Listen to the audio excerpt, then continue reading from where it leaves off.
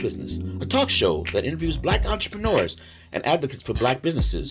The topics of conversation include access to capital, best business practices, success stories, and more. Now introducing our host, Jay Reynolds. Hi, my name is Jay Reynolds, and welcome to the Business of Black Business. Are you a podcaster or some kind of on-air personality who want to improve? Are you telling a compelling story? Well, if not, I have a real treat for you today. I'm going to introduce you to someone who can absolutely help you to be better at what you do today. Again, my name is Jay Reynolds. I own Wolf Creek Consulting. We are a top-ranked executive staffing firm. We primarily place people in finance, accounting, IT, and engineering. We have an office in Coral Springs, Florida, and an office in West Palm Beach, Florida, and Birmingham, Alabama. Okay. Again, the Business of Black Business. And this is a show designed to help Black entrepreneurs and would-be Black and business people to navigate the somewhat difficult environment of starting a new business, to make it a lot less intimidating. It's a unique opportunity, really, to gain access to people who have done it, to hear directly from successful business people, to understand what their trials and tribulations were, and to hear their story. Basically, to be in the room where it happened. Now, before we get started, one of the first things that we have to do is we need to thank our sponsors. And I want to thank Demesman and Dover Personal Injury Attorneys, All of Us Research Career Center Program, and Career Source South Florida. And again, what I want to do is introduce you to a person that I have personally have some experiences with. I want to introduce Tamika Bickham. Hello. Hey, good morning, Tamika. Hey, thanks very much. Good afternoon, actually. Thank you very much for being here. I know you wear a lot of hats. You have a lot of things going on. And I really, really appreciate you being here. And first of all, I'm going to read a real quick snippet from your bio, and then we'll get rolling. But Tamika Bickham is the founder and chief storyteller of TB Media Group. She is a video podcaster, award-winning TV journalist, and an on-camera host. In addition to her work with TB Media Group, Tamika continues to appear as a spokesperson and on-camera host. She also trains others on how to speak on camera and to share their stories. Now, before we get started, I need to take a little bit of a personal privilege here. Everybody that knows me, most of the people that know me, know that I'm an executive recruiter. I own a staffing firm. And I like to think I'm a really good executive recruiter. I am very good at what I do. A podcaster, not so much. That is not a comfort zone for me, and it's something that's absolutely a learned thing. And luckily for me, I was introduced to Tamika and through Legacy Magazine, and she actually helped up myself and probably 5 other people explore that whole concept of telling a story through your podcast and being very comfortable doing that, and just overall to improve. I like to consider myself a lifelong learner, and Tamika, I can tell you that you've certainly made a difference in the way I approach this. So before we even get started, I just want to say thanks and give you that props, because you absolutely are really, really good at what you do. So thank you, Jay. I really, really appreciate that. Oh, such kind words. And what are you talking about? You are just, floating along like a butterfly today. You are. It float like a butterfly, sting like a bee. Rumble, baby, rumble. Tamika, well, first of all, why don't you introduce yourself to the audience, and then we're going to talk in great detail about your business. But tell us what you want us to know. Well, thanks, Jay. And I know you did a great job with the introduction. So just to add to that, I am the founder, CEO, and chief storyteller of TB Media Group. We are a video and content marketing agency. What does that mean? Well, we care about storytelling first. Storytelling is always at the heart of anyone's marketing strategy. At least it should be. So we make sure to do that for all of our clients. And then we execute on certain tactics around telling those stories, like video production, social media marketing, other types of content writing that may include blogging, producing a podcast, and other written types of content as well. So we care about telling our clients stories because we believe that everybody has a story that's impactful, that helps build connections and ultimately build your business. So, and I've been doing that for, let's see, about the last 6 years or so since we were founded, but 3.5 years full time. It certainly hasn't been an easy journey along the way, but I know we'll probably dive into we're going to talk about that in great detail, because that's everybody's sitting on the edge of their seat, to hear the hows and whys, especially in our lives and times of social media and storytelling, and how important it is to in building a business. I'm sure people are kind of sitting on the edge of their seats. So, but you were a very successful journalist. When and why did you decide to go out on your own? And that's always a scary proposition. I'm a guy who spent 15 years in corporate America before going out on my own, and I can tell you it's not for the faint of heart. So when did you decide to start and go out on your own? I didn't know that. 15 years corporate America before you went out on your own. Oh, okay. Absolutely. I was a product manager for 15 years, and that for me, that seems like a whole nother life ago, Right. I mean, like you said, it's not for the faint of heart, but if you can make it work and stick it out and get through the hard times, you'll certainly reap the rewards. And probably looking back now at that time, you're like, I could never go back there. Never. But it prepared me for everything that I am today, working in corporate America, finances, the whole drill of marketing plans, all of that stuff prepared me to be able to do what I do. Anyway, I don't want to digress. I want to talk about you. Absolutely. You're a very good interviewer. You're interviewing me, and that's not the way this is supposed to go. You saw how I flipped it there. I see that. It's just very good, but it's not working. Fair enough. So yes, I was in the broadcast journalism field. Started first in small town Montgomery, Alabama, as a general assignment reporter at the CBS affiliate there. I had my eyes set on kind of growing and ending up at maybe the network level or cable news network as a correspondent. Wanted to pursue some longer form or documentary style storytelling at that level. And, it's an interesting business. And especially around that time, 2010, 2012, 2014, and this explosion of owned media, meaning our social media and our video, our YouTube, our websites. And I mean, websites had been around, but all of a sudden now brands are like, hey, we don't need traditional media to tell our stories, to connect with audiences anymore. And then journalists are all of a sudden faced with this 24-hour news cycle, needing to then get content out on multiple platforms from the social media. And it's just this never-ending, constant beast that you're having to feed.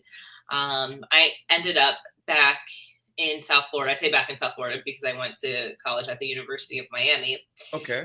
And I ended up being a general assignment reporter and fill-in anchor at WPLG. So I very much enjoyed my time there and the resources, the high quality products that I felt like we put out there. But ultimately, I didn't feel like I was telling impactful stories that I wanted to tell, right? Like we're out in the community day in and day out. You're sometimes turning 2-3 stories a day. Right. And you're showing up on a scene, and most of the time it's a crime scene, and gathering what you can in 20 minutes. In our neighborhood, unfortunately. Exactly. Yeah.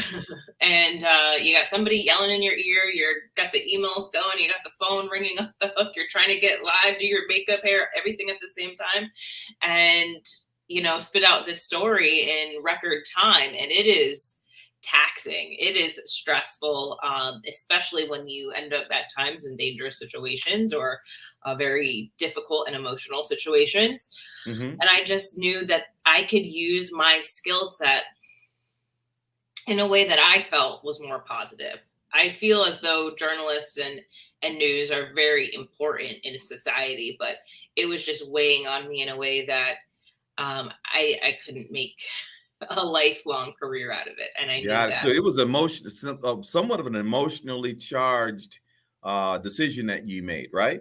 Just Absolutely. tired of it, deciding that you're going to go in a different direction. But talk to me about how different it is working for yourself versus working for a media company in a major market. Yeah, It's I mean, that's a really big you know difference. it's a huge difference. And even though it's a different type of stress, it's a different type of focus. Like, whereas, hey, I could show up each day and my focus was my story and it was very narrow and what I Hmm. had to do each day. And one thing that I will say I really did love about the business is every day was new, every day was different. So I never took work home with me, which is very different even from Ah, other corporate okay. America type of roles. Yeah, that didn't happen in corporate America. I know that's different because you literally wake up and you have this one story and that's your focus and you get it on for 6 p.m. or 11 p.m. and after that you go home and you're done. Wow. So that is a benefit. That doesn't happen with a business. It is all consuming all Yeah. day, all night. I have to have somebody force me, Tamika, turn it off. Right? I'm sure you experience that at times. Uh, Tell me something about, you talked a little bit about your specialization, right? Mhm. Um, Walk us through how you arrived there and talk a little bit more specific about your specializations, because there are probably people out there saying, gosh, I really want to do this on my own. And gosh, I believe that this is what I'm called to do in some way, shape or form, but I can't be everything for everybody. I can tell you as a small business person myself, you shouldn't take that perspective. You should try to do something really, really well. I'm telling you that. That's a quote Right. coming from Jay Reynolds. Do something really, really well. But why don't you tell us about how you arrived there and a little bit more about your specialization? Yeah, no, absolutely. So I got into journalism because I love storytelling. I got out of journalism because I love storytelling. That's what I like to say. I knew there was a way I could still end up doing that just for brands. You could say more in a promotional way. What I love about broadcast journalism is visually telling a story, which was what I did day in and day out. I knew how to visually pull the pieces together and make it engaging and interesting. So I started as full service video production, mainly working with at the time nonprofits and government type of clients because those were the ones that really had the stories that made sense for the type of storytelling I was doing. Hmm. Right. So that's really how I made that pivot. I will tell you because I missed this little piece in the middle between news and leaving the business in 2014. I didn't just jump in and say, hey, media company. I didn't know what that was going to look like. This was never the plan at all. I mentioned that explosion around social media and now brands saying, hey, we need to invest in social media teams. We need to invest in our own content. We need to invest in our own video production, even in-house. So I actually started taking roles in nonprofit arts. So that was Okay. another passion of mine. I had double majored in theater. So I said, hey, I can combine storytelling and theater. Ah, my goodness. Now it's starting to come. This whole thing's starting to crystallize for me, right? Exactly. You prepared yourself for this for a long time. Yeah. It's funny how all of the pieces, like I never thought that I would necessarily use that theater degree, but all of the pieces started to work together because Yes. we don't just have one skill set or one talent. We have multiple interests and they can all work together. Um, so I ended up taking a full-time role at the New World Symphony, and I was integral in creating a new position there, which was all around creating content and telling the story of the symphony and the musicians that would really create a new audience and connect with younger audiences. And how are we doing that? On a blog, through a newsletter, through social media content, through video content. So that was really the first of kind of building out one of those roles. From there, I went to the Miramar Cultural Center. So, still very much in the arts field. And then while I was there, between New World Symphony and the Miramar Cultural Center, I actually was out shooting one day and met my first client.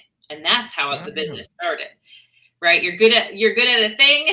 People notice. Yeah. Hey, can you do that thing for me? Yes, exactly. That thing that you do, right? That thing that you do. I need you to do that for me. Talk to me a little bit. I talk to people all the time, especially now with this show. I talk to folks all the time saying, I want to start a business, and I have this idea, I have this product or service that has, let's call it a leverageable point of difference. I have this story, right? But they don't have an appreciation for the fact that this is not going to happen overnight. Why don't you tell us, because you are such a great storyteller, why don't you tell us a little bit about some of the obstacles that you had to overcome in the beginning stages of your company? Oh, oof. And I mean, there's obstacles right now, right? New levels, new devils. Like those obstacles. Let me write that down. New levels, new devils. I love that. I heard that once and I was just like, this is everything. This is so true. Oh, I got to tell you, I'm going to steal it. I'm going to steal that. I'll probably give you props for it once or twice, but it's going to become mine. We have to find the originator of that. But yeah, so as I mentioned, I had my first client ever ask me for a project, and there was no TV media group. So I said, Google how to start a business. I said, well, maybe I should have an LLC, right? If I'm going to do this, and maybe I should set up a business bank account if I'm going to do this. Probably. There was not really any intentionality behind it. I understand. Tax ID number would be good. Exactly. All those kinds of things that you're just, kind of figuring it out as you go, which I think is fine and probably what most people are going to do, because you're just not going to have the answers to a lot of things. So some of those challenges were definitely around that. Although for me, I said yes to a project. I didn't foresee building a business around it, and it was my side hustle at the time. I said yes. The real challenges came in 2018 when, I was balancing the side hustle with the full time, and then all of a sudden the full time said goodbye. They laid me off. So that was when I said, what am I going to do? Go find another full-time job? Or am I going to take what I built so far and try to see what I could do with that full time? And as anybody who has probably been in that situation, not being necessarily prepared for it, right, is a huge stress and strain. I started having, I think, just from all of the stress of not really knowing what was coming next, some health issues that were, attributed, they couldn't pinpoint exactly what it was, but certainly attributed to like autoimmune response. Stress. Absolutely stress. Yeah. Absolutely. So dealing with that, and then just saying, hey, at least I did have this side hustle. So I had about 3 months of bills in the bank. So for me, it's like having that timeline of, can I make this work in 3 months? Can I start bringing some more money in the door? And it's funny when you just believe in yourself. Yes. You also have to put in the work. But when you don't have that backup plan or that plan B, or maybe that, other person to lean on, what you can do and make work and accomplish. But I would say that first year is painful. Yes. It is hard because you're learning how to balance all of the things and do all of the things from, hey, how are people going to pay me? have to Yeah, yeah. invoice it. How am I coding these transactions? And wait, I actually have to do that. And, and then, hey, if you start subcontracting and you need a team member that you pull in, and how am I Right. managing that? Yeah, And then yeah. you have client Got relations. to And have the infrastructure to manage it. If you don't have the infrastructure to manage it, that subcontractor is going to work with you once, right? correct. And then there's contracts with both those vendors and those clients. And then Yeah. you're trying to figure out how to pull all that together. And then never mind, we haven't talked about the client work yet. Right. Right. It's Well, balancing a lot. tell me a little. That's a great idea about in the very beginning, but that adversity really doesn't go away, right? Or the need to think through and overcome adversity doesn't go away. Give me an example of something that you've in recent times, after you've been in business for about 6 years, let's say in the last couple of years, especially, you know, Oh, because of COVID, life changed, right? COVID changed everything. However, it probably got better for your business because of COVID. But give us an example of something that you had to overcome in the recent past. I am very much in a hey, we can talk in the present past. um New I levels, new devils. exactly. Right. It's like you have a growth phase, and then you have to figure out, okay, how do I get this under control? And what I went through certainly last year, and as you mentioned, yes, the pandemic has been really great for my business. I feel a little bad saying that, but certainly certain businesses and industries have skyrocketed through this period of time, and others have taken a hit. I just happen to be in that category of those that have, certainly grown through this period. And I got to certainly a maxing out Okay. phase last year, which is, hey, a great place to be. But it was exhausting, and it's figuring out, right? Like how we said, new levels, new devils. When you max out, but you want to continue to grow, what does that look like? How do you do that? Who are the right people to get in those places? What are the processes that you need in place to continue to grow and scale from there? And it can be a lot to figure out and work through. So that's something that I'm currently working through now. I'd say one of the great things about being in business for this length of time is just developing the network and knowing, whether it's having a mentor, just knowing other valued professionals in your circle that you can say, hey, whether it's the attorney, the accountant, the HR person, whoever, here's where I'm at, here's where I'm trying to go. How can you help me navigate this and get to that next place? So that's what I typically do when I come up against a roadblock. And I know, as long as the vision is clear, right? I know where I want to go from here. Who can help me get there? Who can help answer these questions and provide the services that I need to achieve that next level? I think that's one of the coolest things about people that are very successful. People that are very successful don't mind asking for help. They don't mind trying to find a mentor. They don't mind constantly learning. They don't mind reading. They don't mind investing in themselves. And I think that's a big thing that one of the things that hopefully people hear from you is that, hey, ask questions, find help. Don't stumble around in the dark. You don't have to do that. There are tons of people out there that want to help you. They really are. And that's a pretty good testament to you.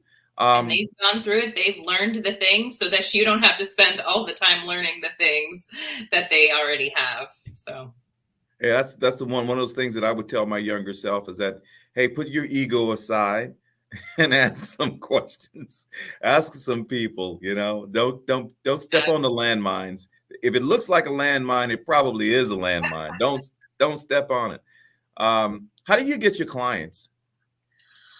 Oh, it has certainly changed over the Okay. years. So initially it was Like I mentioned, that first year being very challenging. It was literally me going to networking events, signing up to be a member of the chamber, reaching out to existing clients I already had and seeing if they could make any introductions for me. A lot of coffees, a lot of Yeah. lunches, that whole thing, a lot of asking and hoping that someone would say yes. And so mainly outbound, you know, strategy to acquire clients. Now it's almost 100% inbound, which is That's easy, very cool.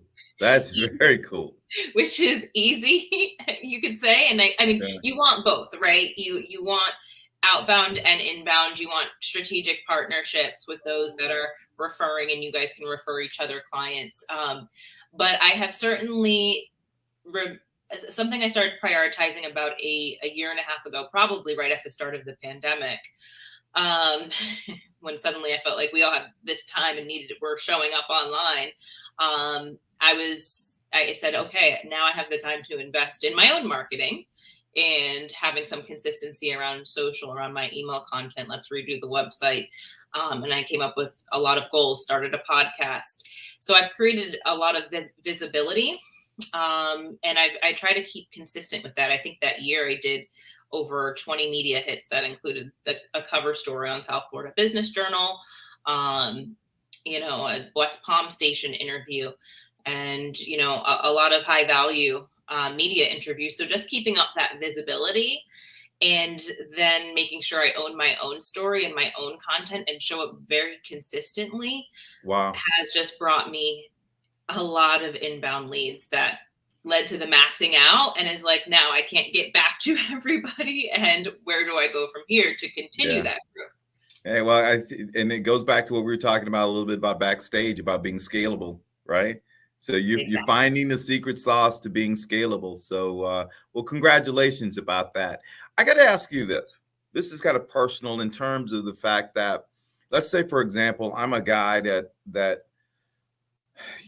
I watch the news, I read the news, my cell phone goes off all day long with notifications of news feeds that I follow, right?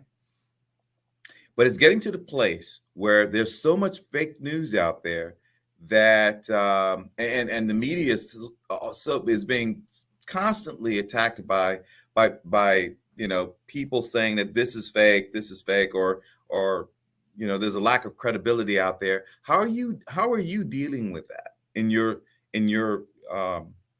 business? Yeah, I mean, I guess I would say first, and much respect to my news colleagues and friends in the business, because I know that so many have been under attack, and certainly there are not so good journalists and not so good media outlets that you certainly cannot trust, but there are a lot of really trustworthy ones as well. I guess from my perspective, as far as being a media company that does promotional content for our clients, we don't necessarily have to abide by the editorial content standard. We are making content to, promote our clients and help them grow their businesses. So we are not necessarily operating in the same way, but when there is such an online space that is saturated by so much content. And that's where I'm going. That's where my question is, I'm sorry if I probably didn't ask this question well, but do you find that because there's so much content out there and so much negative content out there that people are basically just turning it off? I don't. People want connections. Okay. Right. And they connect when they feel that there's that know, like, and trust factor. And what I talk about a lot in some of my classes are, how do you build that? You do that by telling stories so that people can know the authentic and real you.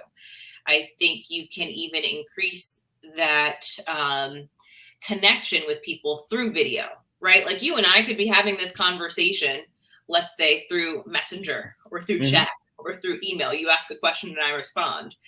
But when we are able to show up here in this type of platform and speak and have a dialogue, or even if I were to record a video of myself doing that, now people are getting to feel my energy, my tone, my authenticity. And that's where it can really start to come across. Hey, is this person just trying to sell me something? Or are they just trying Right. to make Right. $1? Or are they Right. really who they say they are? And that can come across so much more through video content, which is why I really encourage people to do that. And the two ingredients I always say are authenticity and vulnerability. The more you can open up and show who you really are on video, the more you can build that connection, because you're pulling people in, they're relating to your story, they're connecting to it, and they're starting to trust you through that. So I think if Right. you can do that in a way that is authentic, it's organic, it's honest, people can tell. I got to tell you, that's actually huge. Thank you for thank you for sharing that, because I think that that was a really, really important and poignant kind of point. Um, what's next for you? Where are you headed? Where am I headed? Oh, that's a good question. In business, right? Oh, of course, yeah. We're going to the Bahamas for the basketball game. That was a couple of weeks ago, but yeah. Oh, not headed back there anytime soon. But yeah, I am headed, hey, to the next level with more devils. That's what I would say. Just kind of signed up, myself. As you mentioned, and I love the point that you made around being a lifelong learner, mentors, investing in yourself. That's really where I'm at right now. Just signed up with a new business coach that I'm excited about, who specifically works with the agency model, and just looking to grow and scale from here, better service our clients and more clients, and just continuing to grow, because the sky's the limit and there's a lot of opportunity. So I'm looking forward to that. Absolutely. Last question. Last question. What are some of the, I always like to ask people to make it, and we'll talk about your website here in just a second, because it looks like we played it a little bit sooner than I would have liked. But I'm having such a good conversation with you. I want to ask you just a couple of more questions. Points of light. I like to ask people, give me some examples of 2 or 3 things that you would tell a budding entrepreneur. What are some of the things that you would tell? Give us some secret sauce. Tell us some good stuff that you would have somebody to walk away from this conversation with. For sure, this is a marathon, not a sprint. I've had to learn that myself. Take your time. Whenever it feels overwhelming, it's okay. Slow down. You don't have to do it all at once. And I give that advice knowing that, I am not so great at that myself. So I would definitely No patience, right? I got you. no patience. Do you have another question? Do you have a healthy case of ADD? That I will say I don't. I actually really focus in on a thing and kind of stay there, which is probably another good tip to offer someone. Right. Don't try too many things. Try to focus on one, right? And really build out that one thing, that one offer, that one area of service that you just do really well. Don't get distracted by all the other things. And I guess that kind of ties in with my third thing, as far as stay true to you, your purpose, what feels good to you, because I think a lot of times people start feeling the fear creep in, and then they start to just chase money or just chase anyone that says, here you go. Yeah. And then they end up unhappy and miserable because it's not really what they want. And so just believe that you're going after the thing that you are meant to do and what feels good to you, and focus on that. Cool. Hey, that's really, really good advice. And one of the things that I can tell you that I do have a healthy case of ADD, but what I have learned to do is to let those voices in the back of my head just talk, right? They can talk, but they can't steer me, so Exactly. Single-minded focus most of the time, although I have 20 projects on waiting in the wings to make happen. 50 what I'd tabs like to do open now, on your browser. I'm sorry? 50 tabs open on your browser. Exactly. All of that. And Amazon and OfferUp and all of that stuff. All of that stuff's open all the time. But one of the things that Aaliyah started to play in the background, one of your a clip from of one of your promotional clips. Why don't you kind of walk us through that, or tell us what you want us to know about that? Oh yes, this is actually my personal website, tamikabickham.com. We also have TB Media Group. Both are great sources. So this is actually where I something we didn't touch on too much was the work that I do on camera. So kind of leveraging that past experience in the media as a reporter.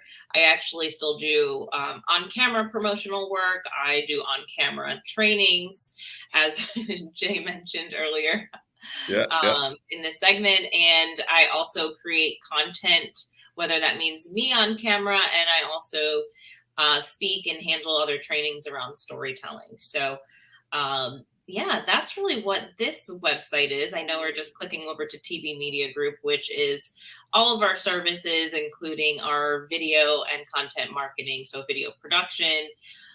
We say we like to unlock stories that matter and share stories that move people. So whether it's needing the story, needing the video story that tells your story, or social media managing, that really, we really dive into all of that here, as well as we do have a podcast. So I think if you scroll down just a little bit more under this section is where you'll see the podcast. We also have a podcast page where you can find everything around health and happiness. And some people ask me, well, you do marketing. Why do you have a podcast around health and happiness? Well, when I talked briefly about, those core values and your purpose, I really I did some work in coming up with my own core values, which were health, happiness, human connection. And to me at TB Media Group, what's important to me is that we prioritize good health, inspire happiness, and human connection is always essential, right? And those things are key for any of us who have a business. And I feel like those businesses that do inspire happiness, prioritize good health, that's who I invite on the podcast. And then I just help them share their stories a little bit better. Right.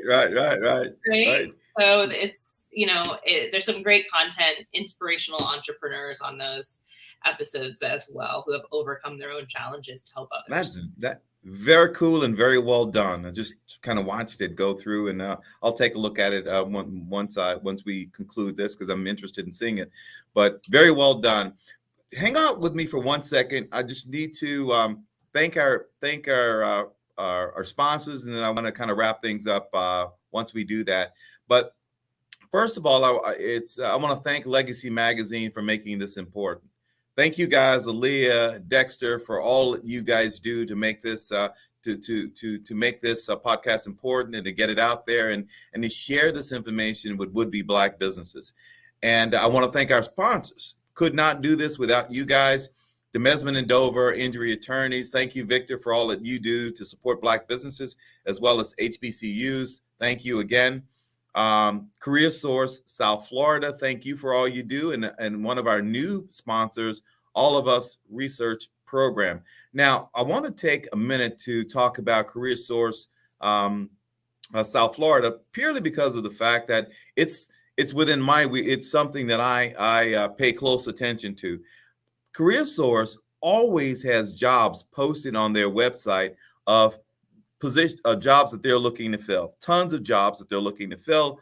You can go to their website and take a look at them. There are 10 top jobs out there that are open for you to take a look at right now.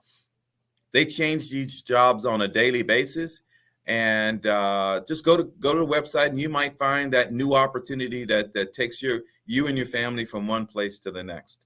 So, again, I want to thank Tamika for sharing your time with us. I really, really appreciate it. And thank you for giving back. I think it's huge for you to do that. You wear a lot of hats. You have a lot of things going, and you took the time to do this, to share your time and your experiences in a very candid, let's call it transparent way. So I appreciate that. Thank you. Thanks for having me. All I can say is that new levels, new devils. I love that.